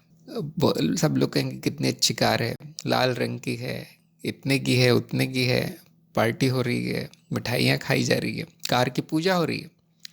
यहाँ पे सहमति है सभी सपने के चरित्रों में। आप भी बहुत खुश हैं। उठने पर पता चलता है वो सब मैं ही था। मैं भी क्या था, वो अनुभव करता था, जिसे मैं कहता हूँ वो अनुभव करता था। बाकी सब खेल था। वो सब सारा का सपना मानसिक था। मानसिक भी नहीं था, क्योंकि मन भी एक धारणा है। पराभौतिक परमानसिक, ये क्या है? पराभौतिक परमानसिक, ये अस्तित्व स्वयं है, इसलिए कभी जाना नहीं जाता। उसका तत्व मैं हूँ, वो भी कभी जाना नहीं जाता। सब शून्य है। थोड़ी देर के लिए कुछ प्रतीत होता है। बुद्धि में जितना ज्ञान होगा उतना उसका वर्गीकरण कर देगी, उतनी धारणा बना लेगी। तो बुरी बात नहीं वर्गीकरण, भौतिक अनुभव का पूरा उपयोग करना चाहिए वस्तुओं का। कुछ भी सत्य नहीं है उसमें से। ये सबको बैठकर जांचना है, सबको बैठकर अप्रोक्ष अनुभव लेना है, तर्क बुद्धि का प्रयोग करना है। मैंने कह दिया इसलिए सच नहीं हो जाएगा। मनन जरूरी है, अनुसंधान जरूरी है, खोज जरूरी है। तो तब तक अगले प्रश्न पे चलते हैं, परीक्षा के नंबर 7। अनुभव करता सब कुछ अनुभव कर रहा है तो अपना अनुभव क्यों नहीं करता? तो इनका उत्तर सही आया। इन्होंने कहा वो अगर अनुभव हो गया तो अनुभव की श्रेणी में आ जाएगा, फिर वो परिवर्तनशील मिथ्या की श्रेणी में, इसलिए असंभव है। इसका एक और उत्तर आ सकता है कि द्वैत के स्तर पे ये दो वर्ग मिला नहीं सकते, आप एक को दूसरे में मिला नहीं सकते। इसी को कहते हैं दृश्य दृष्टा विवेक। लेकिन अद्वैत के स्तर पे तो एक है, तो जो भी अनुभव हो रहा है वो अपना ही तो हो रहा है। मुझे मेरा ही अनुभव हो रहा है। हाँ, वो नहीं जो मान रखा है कि मैं ऐसा हूँगा, मैं वैसा हूँगा, वो नहीं। मिथ्या रूपों का अनुभव हो रहा है, सभी रूपों का अनुभव हो रहा है। तो ये बात बिल्कुल सटीक नहीं कहना कि वो मेरे रूप हैं, ये मैंने धरे हैं, ये भाषा सही नहीं है। लेकिन कभी कभी क्योंकि भाषा अब यहाँ पे काम नहीं आती, अद्वैत में भाषा कोई काम नहीं है। जितने शब्द आप कहेंगे उतना अज्ञान बढ़ जाएगा। फिर भी कुछ बताना है, शिष्य को अद्वैत तक लाना है, तो कुछ पायदानों से लाया जाता है, उसको चरणबद्ध चढ़ाया जाता है, ये कहकर कि आपको आपका ही अनुभव हो रहा है, मुझे मेरा ही अनुभव होता है, दृष्टा ही दृश्य है। तो जिस पटल पे वो प्रतीत हो रहे हैं अनुभव, वो स्वयं अनुभव नहीं है। जिस पर्दे पे चित्र है वो पर्दा स्वयं चित्र नहीं है। अगर वो पर्दा भी चित्र हो गया तो फिर से एक पर्दा लाना पड़ेगा उस चित्र को दिखाने के लिए। तो इस तरह से अनुभव करता हमेशा पीछे हो जाता है, पीछे हट जाता है। वो पर्दा कुछ रूप लेके प्रकट हो सकता है, वो सारे रूप मिथ्या रूप होंगे क्योंकि उसका कोई सत्य रूप नहीं है। जैसे पानी के सभी रूप मिथ्या रूप हैं, उसका कोई सत्य रूप नहीं है, लेकिन पानी ही है जो प्रकट हो रहा है हर रूप में। मिट्टी हर रूप में प्रकट है, लेकिन उसका कोई सत्य रूप नहीं है। ऐसे ही मैं ही हूँ जो हर रूप में प्रकट हूँ, लेकिन एक भी सत्य नहीं है, प्रतीत होता है। तो यहाँ समझना भी कठिन है, यहाँ बस अज्ञता की स्थिति में आना है कि इससे ज़्यादा नहीं जाना जा सकता। ये भी जो जाना है वो भी मान्यता का अभाव है कि मेरा भी अनुभव हो सकता है। ये बहुत बड़ी मान्यता है, बहुत बड़ा ज्ञान है। मैं हो सकता हूँ, जो मैं हूँ वो हो सकता हूँ, ये जानना सफलता है साधक की, ये आत्मज्ञान है। तो नंबर 8, साक्षी ही साक्षी भाव की साधना करता है, सही या गलत? तो इनका उत्तर तो बिल्कुल सही आया, फिर भी मैंने आधे अंक दिए क्योंकि इन्होंने कहा कि साधक साधना करता है। ये बात भी सही है ना, व्यवहारिकता में हम कहते हैं, जैसे मैं कह रहा था, आप साधना जारी रखिए, तो ये जो साधक जो प्रतीत हो रहा है वो साधना कर रहा है, वो साधना भी प्रतीत हो रही है। देखिए, ध्यान दीजिए, साक्षी साधक का भी साक्षी है, साधना का भी साक्षी है, याद करने का स्मरण का भी साक्षी है, ज्ञान अज्ञान का भी साक्षी है। वो सब झूठ है, वो सब झूठ है। न साधक सत्य है, न उसकी साधना सत्य है। आप लोग ये सोचते नहीं, शायद बैठकर सोचिए किसी दिन, कौन कर रहा है साधना, कौन ले रहा है ज्ञान। अगर साधक बच गया वहां तो अज्ञान बच गया। कोई साधक नहीं है, कोई जानने वाला नहीं है, कोई करने वाला भी नहीं है ना। यहाँ पे दो चार तरह के अज्ञान है इस प्रश्न में। पहला साधक, दूसरा साधना हो रही है, तीसरा कर्ता। कर्ता शब्द है, करने वाला कोई नहीं, करने वाला। वैसे भी साक्षी भाव की साधना में कुछ करना तो है नहीं, देखना ही है, लेकिन वो स्मरण करने वाला भी नहीं है। वो स्मरण हो रहा है, क्या सच में हो रहा है, प्रतीत हो रहा है। नहीं, ज्ञान का स्मरण हुआ है, मुझे ज्ञान हुआ, उससे कुछ नहीं होता। ज्ञान स्मृति में चिन्हों का संचय है, बेकार की चीजें, पूरी तरह मिथ्या है। अंत में जो है वो है, ये साक्षी भाव है। तो यहाँ साधना का अंत है, साधक का अंत है, ज्ञान का अंत है, ये अंतिम स्थिति है। जब तक आप में अज्ञान रहेगा कि मैं साक्षी हूँ लेकिन साधक से साधना करवा लेता हूँ, साक्षी भाव की साधना भी बहुत बड़ाई कर रहे हैं लोग, बहुत बड़ी साधना है। जब तक ये अज्ञान है, आप उस अंतिम अवस्था पे नहीं पहुंचे जहाँ केवल होना है। कैसे पहुंचेंगे? साधना जारी रखिए, वो जरूरी है। ज्ञान जरूरी है, विरोधाभासी बात है, लेकिन ऐसा ही है।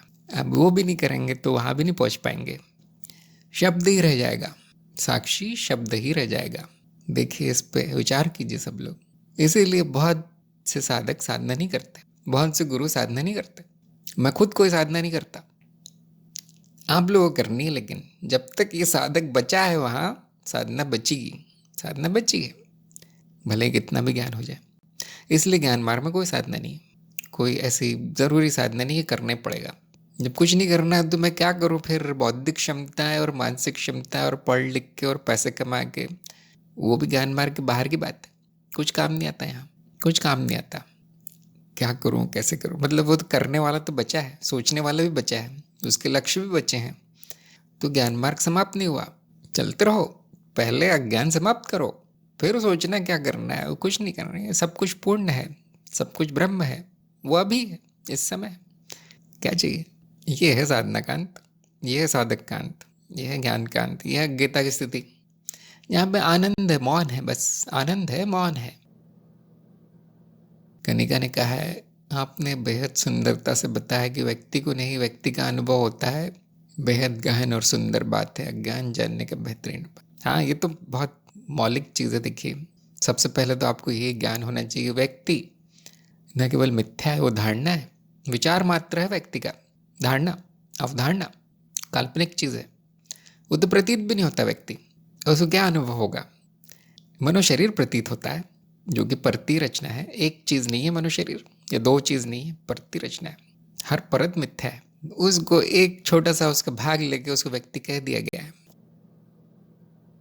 अच्छा, अगला प्रश्न है, अनुभव पर नियंत्रण कैसे करें? तो इनको आधे अंक मिले, क्योंकि इन्होंने कहा कि ऐसा हो नहीं सकता, कोई है नहीं करने वाला, वो स्वचलित है, अनुभव होता है बस, ऊपर से झूठ है तो उस पर नियंत्रण भी झूठ ही होगा।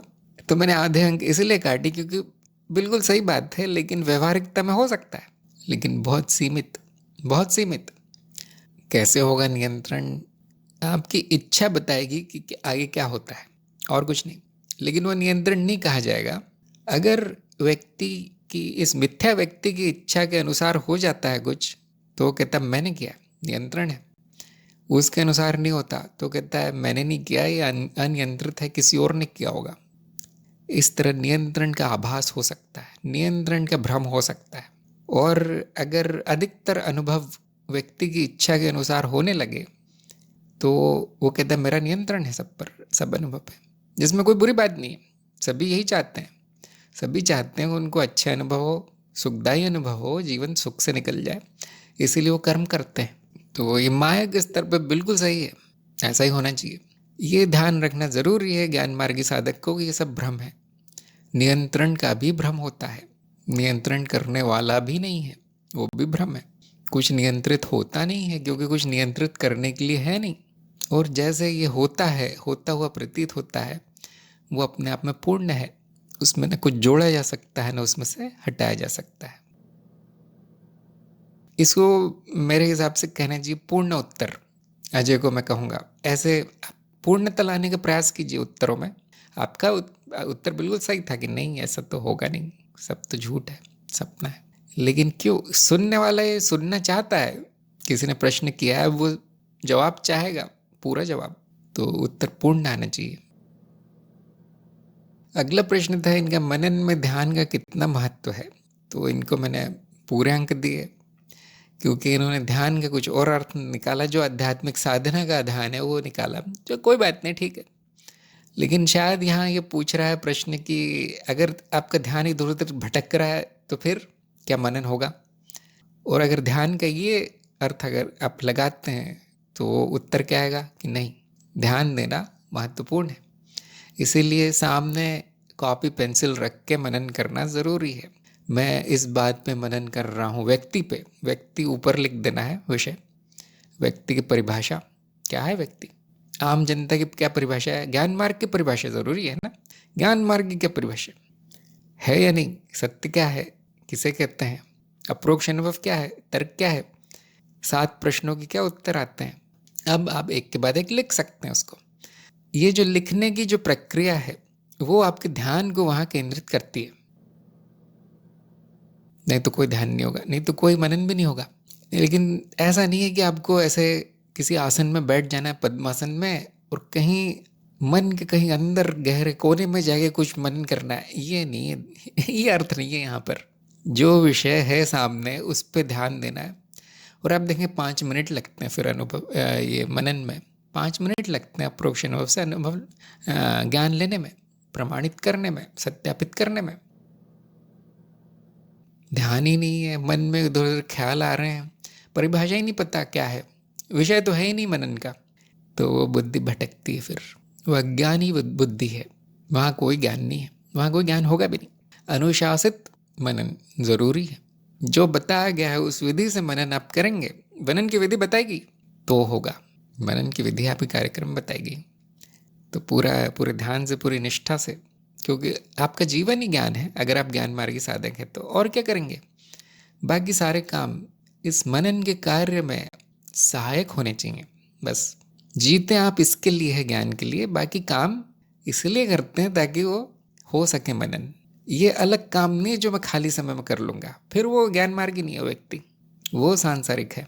बच्चे वो समय में थोड़ा बहुत कुछ सोच लेता है, कोई प्रश्न आ जाता है यहाँ टेलीग्राम में, वो ज्ञान मार्गी नहीं है।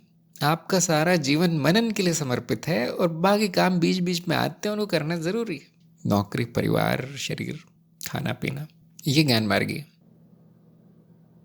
आपने शुरुआत कर दी है, अब आपकी इच्छा है आगे इस मार्ग पर चलना, आपकी इच्छा है। लेकिन ऐसे नहीं चलना है, तो पूरी तरह चलना है। शौकिया रूप से चलेंगे तो शौकिया तरीका ज्ञान होगा, पूरी तरह ज्ञान ही है वो सारा। तो ये हो गए सारे प्रश्न। आप लोगों के प्रश्न भी समाप्त हो गए लगता है, और समय भी समाप्त हो गया। तो आज की सत्संग यहाँ पे समाप्त करते हैं। अजय को एक और बार बधाई, चलते रही कार्यक्रम में, और हम अगली सत्संग में दोबारा मिलेंगे। सभी का सत्संग में आने के लिए धन्यवाद।